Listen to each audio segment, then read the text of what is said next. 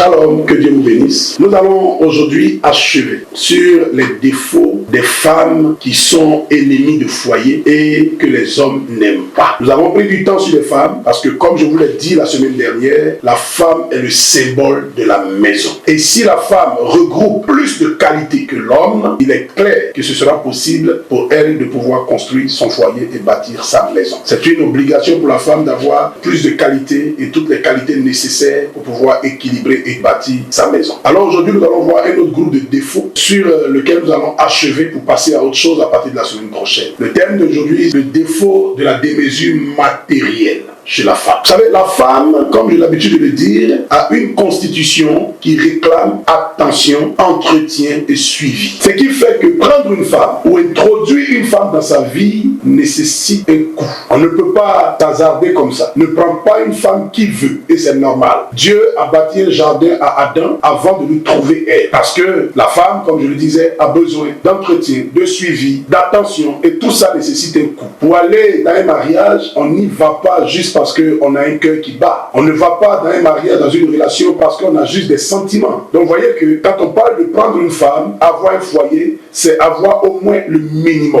Le problème, c'est que malheureusement, tout doucement, les femmes se voyant dans cette disposition que les hommes ont en particulier vis-à-vis de la femme, a poussé certaines femmes à glisser dans ce que j'appelle la démesure matérielle. C'est vrai qu'il faut avoir le minimum avant d'arriver une femme, mais tout doucement, les femmes se sont positionnées comme ces personnes-là pour qui, avant d'aller vers elles, il faut avoir assez de moyens. Et aujourd'hui, dans notre société moderne, de plus en plus, ces choses-là se produisent. Voici un peu le thème que je vais toucher aujourd'hui, parce que c'est des situations qui ne sont pas sans dégâts dans les relations. Il y a beaucoup de relations qui ont été brisées. Il y a beaucoup de foyers qui ont été brisés justement parce qu'il y a la démesure, la réclamation, la revendication d'un niveau social ou alors d'un niveau matériel un peu trop inaccessible. Donc c'est ce genre de défaut-là que nous attaquons aujourd'hui. Mesdames, que Dieu vous bénisse et merci surtout de tout ce que vous faites comme retour pour nous encourager. Parce que ce sont des conseils, non pas pour vous blesser, non pas pour vous attaquer, mais ce sont des conseils que nous apportons pour que des foyers soient équilibrés. Nous allons donc aller avec le premier défaut qui est dans ce lot de défauts-là. Je parle d'abord des femmes matérialistes, des femmes un peu trop matérialistes. Dans la parole de Dieu, je veux illustrer ce mot-là avec juste deux femmes. La femme de Lot, pour ceux qui lisent la Bible et les Écritures, on va se rendre compte qu'il est arrivé un moment où il fallait que Lot se sauve avec sa famille. L'instruction était qu'il fallait courir, sortir de la ville sans regarder en arrière. Mais la femme de Lot était tellement attachée au matériel, attachée à ses biens matériels, qu'elle a même, je pourrais dire, méprisé sa vie au profit du matériel. Elle n'a pas pu suivre l'instruction qui devait lui donner la vie. Et elle a préféré, voyez, désobéir à l'instruction parce qu'elle avait du mal à laisser ses biens brûler, à laisser ses biens se perdre et sauver sa vie. Elle s'est retournée, la Bible, elle est devenue une statue de sel. Ça veut dire quoi? Elle a perdu sa vie au profit du matériel. Combien de vies n'ont-elles pas été détruites comme ça parce qu'on était trop dans la démesure au niveau matériel? Combien de foyers, combien d'hommes ayant même un potentiel d'avenir n'ont-ils pas été déposés par une femme parce que cette femme-là était dans la démesure matérielle? Voilà combien de fois il y a des dégâts lorsque la femme est trop attachée au matériel. Pour ceux qui lisent les Écritures, vous allez vous rendre compte que la femme de Job, qui au temps où il y avait l'opulence, le temps où il y avait la richesse, était la femme bonne, la femme présente, la femme bien. Le jour où Job a eu ses difficultés, elle a été capable de dire à son mari Job, maudit Dieu et meurt. Ce qui me touche ici, c'est que dans la joie et dans le bonheur, elle faisait partie de la chose. Au moment où il y a la douleur, elle se retire et elle dit plutôt à son mari seul de maudire Dieu et de mourir seul. En d'autres termes, libère-moi pour que j'aille trouver quelqu'un d'autre, parce que c'est ce que ça veut dire. Hier, quand c'était bon, elle était là, mais maintenant que c'est plus bon, elle est prête à se libérer du foyer, à se libérer de cet homme et à souhaiter même que Job maudisse Dieu et meurt pour qu'elle retrouve une autre vie aisée. Voici quelquefois des femmes qui se sont illustrées de cette manière et généralement quand c'est comme ça, il y a dégâts. Dans la suite, il y a beaucoup de problèmes dans la suite, je souhaite que nos femmes soient de plus en plus sobres en matière de disposition et d'intention matérielle. Vous savez, aujourd'hui, de plus en plus, la vision moderne du foyer est ce foyer-là, vous voyez, qui dispose de tout, qui a tout et qui peut donner tout à la femme. On regarde de plus en plus de films et on idéalise nos foyers par rapport à ces foyers dans les films où le monsieur ou la maison a tout pour la femme. La femme peut s'offrir tout ce qu'elle veut. Elle peut s'acheter tout ce qu'elle veut. Il y a tout à la disposition de la femme. Ce n'est pas une mauvaise chose que de rêver de cette manière, de souhaiter des choses de cette manière. Mais tout doucement, vous voyez qu'on a cette tendance à vouloir fixer la norme à ce niveau-là. Alors que quand on prend la réalité, surtout notre réalité africaine, il n'y a pas plus de 10% de foyers sur l'ensemble des foyers qui sont logés à ce niveau. Les femmes de plus en plus sont dans des dispositions qui sont telles que bon, il faut que ce soit l'homme qui peut m'offrir le dernier cri du téléphone, le dernier cri du sac qu'il faut, le dernier cri de la chaussure qu'il faut. Vous voyez qu'à ce moment donné, ça devient un peu difficile. On est en train de petit à petit délaisser tout ce qui est relation de construction pour aller plutôt dans les relations de moisson. Donc c'est des choses qui sont marquées de beaucoup de dégâts, beaucoup de difficultés et de ce qui fait qu'aujourd'hui, il est difficile de se mettre dans une relation où on construit l'avenir, on construit la vie, on construit la suite et on construit la famille. Vous voyez, parce qu'on veut tout de suite et maintenant récolter des choses. Il y a beaucoup de dégâts, il y a beaucoup de problèmes en la matière. Les jeunes filles, par exemple, si je dois citer 2 ou 3 conséquences, les jeunes filles refusent les jeunes hommes qui ne font rien encore ou qui n'ont rien. Alors que quelquefois, c'est des jeunes hommes qui ont plein d'avenir, qui ont un potentiel. Même dans nos églises, aujourd'hui, on est à la recherche de celui qui est déjà arrivé, de l'homme qui possède déjà, qui a quelque chose déjà. On n'est plus prêt à rentrer dans une relation pour aller construire. Les femmes ont tendance à dire, je ne veux pas aller souffrir. Il faut ce qui est déjà bien. C'est pas mauvais peut-être de souhaiter ce qui est bien. Nous tous, on veut toujours aller au sommet. On veut tous arriver à un niveau très noble et très élevé.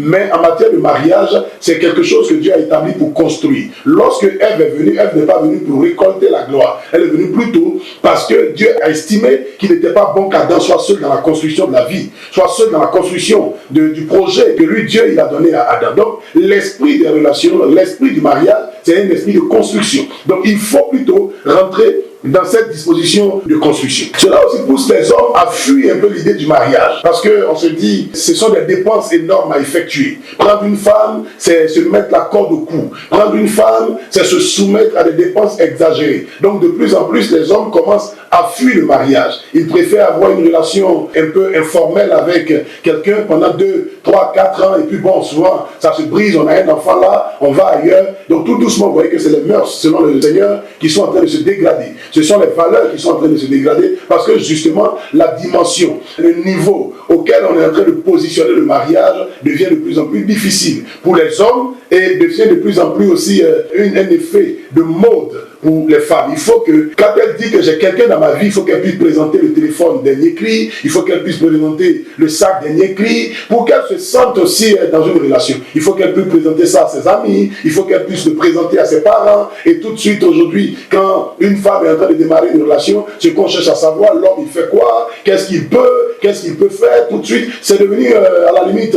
un élément commercial de gain d'argent ou bien de matériel. Ça commence à détruire l'idée même du mariage, l'idée de la construction. Ce que je vous demande, mesdames, est revenez aux normes bibliques en positionnant votre esprit, votre disposition dans une relation, à construire la relation plutôt qu'à récolter. La récolte vient de ce qu'on a bâti. La récolte vient de ce qu'on a construit. Donc si vous rentrez pour construire, demain ce sera légitime pour vous, normal pour vous de récolter les fruits de cette relation-là. La preuve, on n'a pas des enfants avant de commencer une relation. Les enfants sont le fruit d'une relation d'amour qu'on a bâti. Donc c'est la même chose pour le matériel, c'est la même chose pour l'argent. Dieu peut faire grâce que tu tombes sur quelqu'un de bien. Ruth est tombée sur Boaz, qui était quelqu'un de déjà riche, c'est une bonne chose. Il y a des grâces comme ça. Mais tout à l'heure je le disais, la réalité est qu'on n'a pas plus de 10% de cas qu'on peut citer de cette manière. Donc si on va élever la norme de la chose à ce niveau, au foyer qui peut tout donner, qui peut tout offrir à la femme,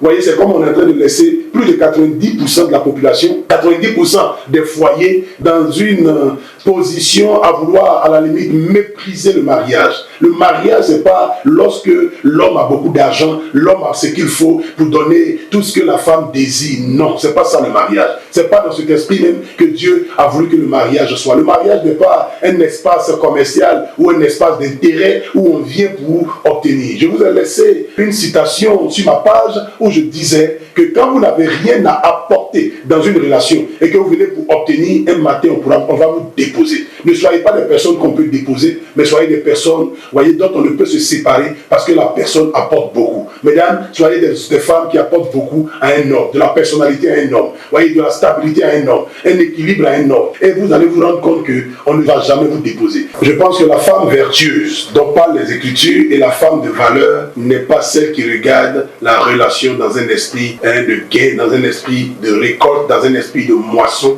mais plutôt, la Bible dit, la femme vertueuse bâtit sa maison. Quand on parle de bâtir sa maison, c'est tout cet ensemble-là. Revenons à cette norme-là. Ne soyons pas ces femmes trop matérialistes, parce que la femme matérialiste regarde l'homme, pas ses valeurs, pas ses qualités, mais ce qu'il possède. Qu'est-ce qu'il a sur son compte? Qu'est-ce qu'il a dans sa main? Qu'est-ce qu'il peut m'offrir? Le deuxième défaut dans ce lot de problèmes que je cite aujourd'hui, ce sont les femmes trop luxueuses. Vous voyez, il y a les femmes matérialistes qui ne regardent que le matériel, et puis il y a aussi, à un autre niveau, à un degré un peu plus élevé, les femmes luxueuses. Ces femmes-là, vous voyez, c'est des femmes pour qui les valeurs sociales, les valeurs humaines, les valeurs spirituelles n'ont pas trop d'importance. Les qualités, vous voyez, dans la vie, les choses telles que le respect, la fraternité, les secrets, la spiritualité, l'honneur, la soumission, c'est des choses qui n'ont pas trop de valeur pour ces femmes luxueuses, mais tout ce qui compte, c'est l'argent et le prix des choses qu'elles possèdent. Pour elle, cette femme luxueuse, c'est le prix du vêtement qu'elle porte qui compte dans la vie, c'est le prix de son sac, le prix de son téléphone,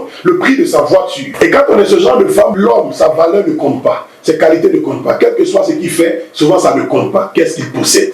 Même si c'est de l'argent sale, si c'est de l'argent qui n'est pas très propre, si c'est de l'argent qui n'a pas une source spirituelle correcte, ça n'intéresse pas la femme luxueuse. C'est qu'est-ce qu'on peut payer? Est-ce que ce que le monsieur possède peut payer ce que je désire? À ce prix, à ce niveau, à cette dimension, à cette hauteur, c'est ce que je recherche. Et de plus en plus, les femmes se définissent aujourd'hui par la marque des choses qu'elles portent. Mesdames, il n'y a pas beaucoup de femmes en Afrique qui peuvent même s'offrir le minimum. En évoluant vers cette tendance, tout doucement, on est en train de briser les normes des relations et tout doucement, nos jeunes sœurs commencent à la limite à rechercher ceux qui ont de l'argent. Non, c'est pas correct. Il faut revenir à la norme de la construction. Des relations, construction, en lieu et place des relations moissons. Sachez que les finances et le matériel sont très importants dans la vie, mais ne font pas tout, ne peuvent pas tout. Dès l'instant où c'est l'argent, où c'est ce que l'argent peut m'offrir que je regarde, la femme qui regarde les choses de cette manière ne cherche plus un homme bien, mais plutôt un homme riche. Ce n'est pas l'homme qu'elle aime qu'elle va marier. Ce n'est pas l'homme qu'elle apprécie qu'elle va marier. C'est la poche de l'homme. C'est le compte bancaire de l'homme. C'est ce que l'homme possède. Elle peut être dans un foyer qu'elle n'apprécie pas, mais il y a de l'argent dans ce foyer. Elle peut être avec un homme qu'elle n'apprécie pas, mais il y a de l'argent dans la poche de cet homme-là. Vous voyez que les valeurs du foyer, du mariage, sont brisées lorsque c'est ainsi qu'on observe les choses. Il y a besoin qu'on puisse réparer, on puisse corriger, on puisse rétablir les choses. Et mesdames, arrêtez d'être ces personnes-là. Voyez qu'on doit regarder avec admiration à tout moment. Donc pour ça, il nous faut des accessoires, des niveaux très élevés. Si vous en avez, il n'y a pas de problème. D'ailleurs, il vous arrive souvent de prendre ces choses chères-là et vous vous retrouvez dans des milieux où les gens ne connaissent pas. Ça ne sert à rien d'avoir des cheveux de 300 000 francs quand les gens ne savent pas ce que ça représente. De prendre un sac d'1 million pour se retrouver dans un milieu où les gens ne connaissent pas, ça donne quoi? Ça produit quoi? Rien du tout. Voyez, donc quelquefois, on a tellement cette tendance d'être luxueux. Finalement, on les a et personne même ne remarque que c'est des choses de valeur. Et ce que je dis pour achever cette partie, c'est que les femmes trop luxueuses déséquilibrent généralement les hommes. L'homme qui est dans la vie de la femme luxueuse se demande toujours si ce qu'il a fait a été accueilli avec joie. Parce que c'est une femme qui veut toujours le haut niveau et ce n'est pas toujours facile. Même quand on a de l'argent, il n'y a personne qui, parce qu'il a beaucoup d'argent, veut gaspiller son argent. L'argent n'est pas une chose qu'on gaspille. C'est toujours cher. C'est toujours important pour celui qui possède cet argent-là. Donc, vous voyez qu'on a toujours cette pression-là de se dire, est-ce qu'elle a aimé, est-ce qu'elle a apprécié, apprécier? Est-ce qu'elle va vouloir? Est-ce que c'est bon? Est-ce que c'est ceci? Ça devient compliqué, ça devient difficile. Je souhaite que, mesdames, vous receviez ce que je suis en train de dire et que vous perceviez le bien fondé de la chose. Le foyer, la relation, c'est plutôt une valeur. C'est pas de l'achat. C'est pas du commerce, c'est pas quelque chose où on évalue les choses en fonction de ce qu'on a payé ou les marques des choses qui ont été payées. Les femmes qui ont déjà ça, c'est une bonne chose. Nous bénissons Dieu pour leur vie. Parce que dans la vie, comme je l'ai dit, nous tous, on cherche à aller au sommet. Mais il ne faudrait pas que ce soit la condition sine qua non, la condition inévitable dans un foyer. Non, on peut se construire même dans un niveau plus modeste, ça peut se construire. Ce qui est important dans une relation, c'est le bonheur et non le matériel qui s'y trouve. Quelquefois, il y a du matériel, mais il y a de la chaleur, il y a des douleurs, il y a des problèmes. Très souvent, les gens sont dans le luxe, mais ils n'ont pas la paix et le sommeil que celui qui est couché au village avec sa femme a. Donc, ce qui est important, c'est votre bonheur. Le troisième défaut, c'est les femmes aux ambitions démesurées. Ça s'est illustré par Ève, la première femme du monde, la première femme de la vie, qui a voulu tout de suite, par un coup de bâton magique, un miracle extraordinaire, que elle et son mari deviennent des dieux. Dieu les avait fait même d'ailleurs dans ses pensées. Mais quand Ève a entendu qu'il y a quelque chose qui tout de suite peut donner une position de Dieu à son mari, elle a sauté dessus. Parce qu'on a des ambitions souvent tellement élevées qu'on peut sauter les normes, on peut sauter les étapes. On peut pousser son homme à faire des pratiques qui ne sont pas correctes. Pourquoi? Parce qu'on a des ambitions un peu démesurées. Il faut qu'on soit grand. Il faut qu'on soit élevé. Et il y a des femmes comme ça qui poussent leur mari, qui poussent leurs hommes à aller trop loin. Ou alors à piétiner les autres pour pouvoir se positionner, pour pouvoir s'établir. Parce qu'elles veulent cette dimension-là. C'est ce que Ève a fait. Et elle a poussé son mari à vouloir devenir tellement rapidement comme Dieu que finalement, ils ont été plutôt rabaissés. Donc généralement, quand on est trop dans la démesure de l'ambition, au lieu de monter, très souvent on redescend. Ou alors quand on est monté, après on chute gravement. Donc mesdames, ne soyez pas dans la démesure de l'ambition. Les femmes qui sont dans la démesure de l'ambition, ce sont ces femmes-là qui recherchent une plus grande taille pour être vues et pour commander. Elles cherchent un plus haut poste pour être vues et pour dominer. Ce n'est pas correct. Donc de même que Ève a poussé son mari à se perdre, il y a des femmes qui perdent leur mari, qui perdent leur maison, qui perdent leurs hommes, qui perdent même leur famille. Parce qu'elles veulent tellement être grandes, tellement être élevées, qu'elles sont prêtes à tout pour que le monsieur devienne. Il y a des foyers même où des propositions indécentes se font juste parce qu'on veut ce poste. Et avec l'accord des deux, des choses peuvent se pratiquer parce qu'il faut que ce poste-là soit pour mon mari, il faut que ce poste-là soit pour ma femme, il faut que ceci et cela puisse se faire. Des choses bizarres souvent se vivent parce qu'on veut être à un niveau. Non, ne soyez pas là où Dieu ne vous a pas placé. N'allez pas là où Dieu ne vous a pas conduit. Ne prenez pas ce que Dieu ne vous a pas donné. Quand vous recherchez des choses qui ne sont pas des dons de Dieu, à tous les prix, finalement vous les avez et ça devient un poison pour votre vie, un poison pour votre avenir, un poison pour votre destinée. Donc mesdames, ne soyez pas dans la démesure. L'ambition souvent fait sauter les étapes, comme Ève l'a fait. Elle a voulu que elle et son mari soient des dieux tout de suite et maintenant, alors que Dieu a prévu que ce soit un processus très long, avec des étapes de construction, d'apprentissage, d'éducation, de formation, d'enseignement. Vous voyez, c'est tout ça qui allait produire cette qualité, cette dimension-là en eux. Mais Ève, dès l'instant, on lui a proposé, voyez, une potion magique pour devenir, pour occuper un poste, pour être à un niveau, tout de suite elle a sauté dessus. Non, ne soyez pas ici. Je vais vous donner un conseil, si vous pouvez le recevoir de moi. Je souhaite que votre richesse soit le parcours que vous avez et non forcément ce que vous avez dans la main. Si vous avez un parcours noble, un parcours correct, vous allez vous rendre compte que ce sera une grande richesse. Soyez des personnes qui se retrouvent dans la mesure de l'ambition, pas dans la démesure de l'ambition.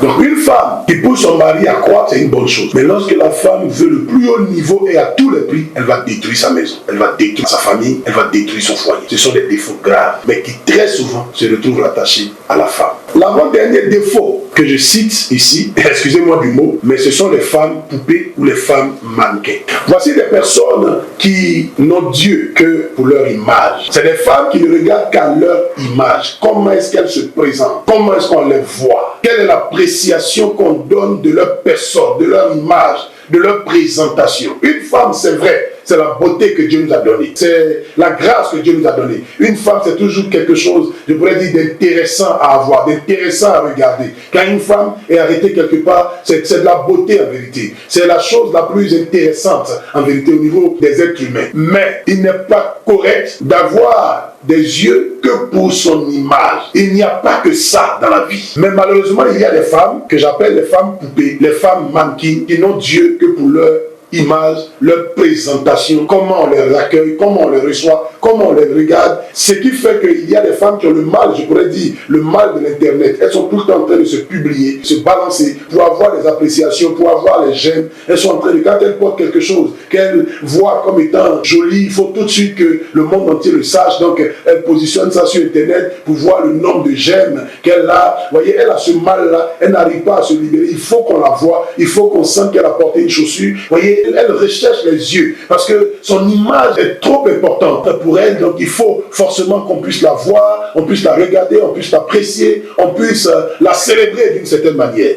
Et vous allez vous rendre compte très souvent pourquoi c'est un défaut qui n'est pas correct. Vous allez vous rendre compte que très souvent ce sont des femmes qui pour la plupart ne savent pas souvent cuisiner, ne savent pas préparer. Pour nous en Afrique, c'est très important. Ce sont des femmes qui ne savent pas tenir une maison, ce sont des femmes qui ne savent pas s'occuper d'un homme, ce sont des femmes qui ne savent pas s'occuper de leur propre bébés ou leurs propres enfants. Ce sont des femmes qui ne savent pas recevoir les amis ou les parents de leur homme. En un mot, elles ne savent pas jouer le rôle de la maîtresse de maison. La seule chose qu'elles savent faire et qu'elles maîtrisent, c'est les habillements et le maquillage. Ce sont les habillements et le maquillage. Et vous allez vous rendre compte que la plus grande partie des ressources de la maison est gaspillée dans les habits, dans le maquillage, dans les entretiens. Elle est tout le temps en train de se maquiller, elle est tout le temps au salon de coiffure, elle est tout le temps en train de faire ses ongles, elle est tout le temps en train de faire ses cheveux, elle est tout le temps en train de faire du shopping, elle est tout le temps en train de changer ses vêtements, elle gaspille tout l'argent dans son image, dans sa présentation. La femme doit être bien présentée, mais il n'y a pas que ça dans la maison, il n'y a pas que ça dans le foyer, il n'y a pas que ça dans la vie. En général, quand un homme trouve qu'il est temps pour lui de se marier, il a besoin d'une femme qui va s'occuper d'une maison, des enfants, de sa vie. Une femme qui va être une maîtresse de maison, mais pas une femme qui va venir dans la maison que pour se maquiller, que pour s'habiller. Vous imaginez ce que ça représente? Ce ne sont pas des défauts qui construisent le foyer, ce ne sont pas des défauts qui construisent la vie.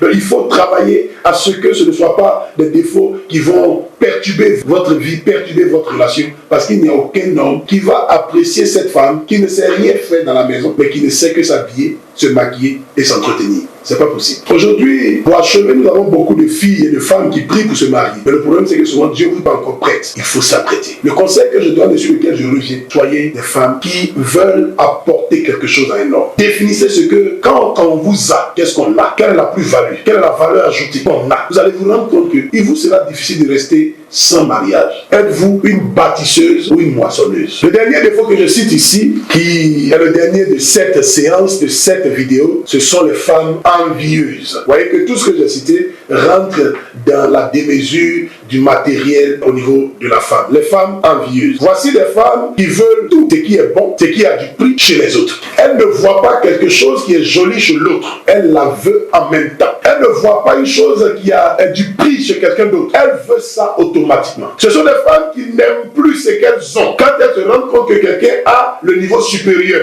Si par exemple elles ont un téléphone d'une certaine marque, mais d'un certain niveau. Le jour elles voient le même téléphone de la même marque, d'un niveau supérieur dans la main d'une autre femme, tout de suite elles n'aiment plus ce qu'elle avait. Parce que c'est une femme envieuse. Vous allez vous rendre compte que les femmes envieuses sont tout le temps dans les comparaisons. Elles sont tout le temps en train de comparer leur homme à un voisin, au mari de leur meilleur ami quelque part, tout le temps en train de faire des comparaisons parce qu'il faut qu'elle ait ce qu'elle n'a pas mais qui se trouve chez les autres. Elle est tout le temps à la chasse de ce qui est chez les autres. Même si elle a quelque chose de bien, elle n'a pas le regard sur ce qu'elle a, mais elle a le regard sur ce que les autres ont. Et elle peut faire des histoires pour cela. Elle peut pourrir l'atmosphère pour cela. Elle peut pousser son mari à des sacrifices inimaginables pour cela. Puisque une femme qui est mécontente dans une maison, tous les hommes savent que c'est insupportable. Donc tu as envie de lui donner ce qu'elle réclame pour libérer l'atmosphère de la maison. Mais quand c'est une femme envieuse, le sacrifice que le monsieur fait n'a jamais de valeur, n'a jamais de prix. Parce que vous finissez tout de suite de lui donner telle chose. Il suffit qu'elle voit autre chose chez quelqu'un d'autre qu'elle n'a pas. Vous voyez, sa vie est gâchée comme ça. sa journée est gâchée, son mois est gâché. Il faut qu'on lui trouve ça. Donc elle a tout. Elle peut avoir des chaussures qu'elle n'a jamais portées, mais il ne faudrait pas qu'une marque sorte et soit quelque part qu'elle voit. Il faut qu'elle laisse ça obligatoirement. Ce qui est grave même, c'est qu'elle regarde souvent la télévision pour envier ce que les gens ont. Les animateurs ou bien même ce qu'on présente comme mode et tout ça. Ce que l'animatrice de la télévision a, mais ça devient grave, ça devient dangereux. Lorsque on ne veut rien laisser tomber. Bien aimé, tout ne peut pas être pour toi. Tout ne peut pas t'appartenir. Tout ne peut pas être chez toi. Les femmes envieuses, c'est comme une gangrène. Elles ne sont jamais satisfaites. Elles sont toutes en train de bouder. Elles sont toutes en train de mener la vie dure à leur mari. Elles sont toutes en train de banaliser, rabaisser le sacrifice qu'on a fait pour leur offrir quelque chose. Parce que leur regard n'est jamais sur ce que Dieu a fait d'elle, mais tout en train de regarder ce qu'elle n'a pas, mais qui se trouve chez les autres. C'est des gens qui se réjouissent jamais de ce que Dieu a déjà fait. C'est des gens qui ne célèbrent jamais ce que Dieu a déjà fait, ou bien le mari qu'elle a. Mais il ne faut pas que votre regard soit tout le temps sur ce que vous n'avez pas. Et que le fait qu'un être humain ait ça sur terre, ça veut dire qu'il faut que vous l'ayez. Pourquoi vous ne l'avez pas et quelqu'un d'autre là, ça devient compliqué, ça devient difficile. Voici des femmes qui ne veulent pas se retrouver dans un groupe. Il y a une sortie, il y a un mariage, il y a un programme, il y a une réunion. On va à la réunion. Quand on revient, le mari a des problèmes. Parce qu'elle a passé tout son temps à regarder ce que les autres ont porté, à regarder le sac des autres, à regarder la montre des autres. Et quand on rentre tout de suite, elle veut ça, elle veut ça, elle veut ça, elle veut ça. Et ça commence à détruire l'atmosphère de la maison. Elle veut toujours quelque chose. Non pas parce qu'elle en a besoin,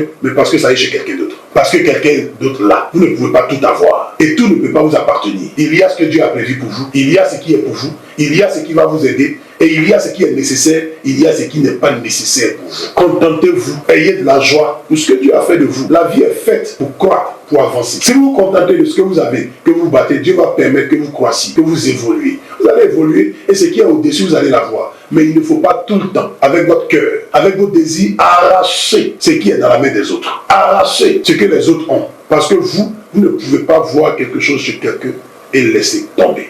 Bien aimé, voici tous ces défauts qui sont des défauts ennemis au foyer que je viens de citer. Nous avons pris un peu de temps, mais parce que nous voulons que tout ce lot-là soit expliqué et que ce soit des conseils pour plusieurs personnes. Ce que vous devez savoir, mesdames, comme dernière parole que je vous donne, c'est de savoir que la vie se construit et qu'on vient dans une relation pour construire sa vie, construire la vie de ce monsieur, construire la vie de cette famille, de cette relation. La vie se construit. Et quand on vient construire, on vient avec des qualités, on vient avec des valeurs, on vient avec une disposition. Et lorsqu'on a cette disposition pour construire, demain on pourra récolter. Les relations, il y a des grâces que Dieu peut faire où on rentre directement, tout est là. Mais en général, les relations se construisent. Construisez vos relations. Construisez la vie. Construisez votre famille. Construisez votre foyer. Et ce que vous n'avez pas aujourd'hui, vous l'aurez demain. Ce que vous ne pouvez pas vous offrir, vous acheter aujourd'hui, vous l'aurez demain. Parce que Dieu est pour celui qui se bat pour devenir. Dieu nous aide à devenir toujours. Vous êtes des femmes nobles. Les relations, construction, et non les relations, moisson. Dieu vous donnera de moissonner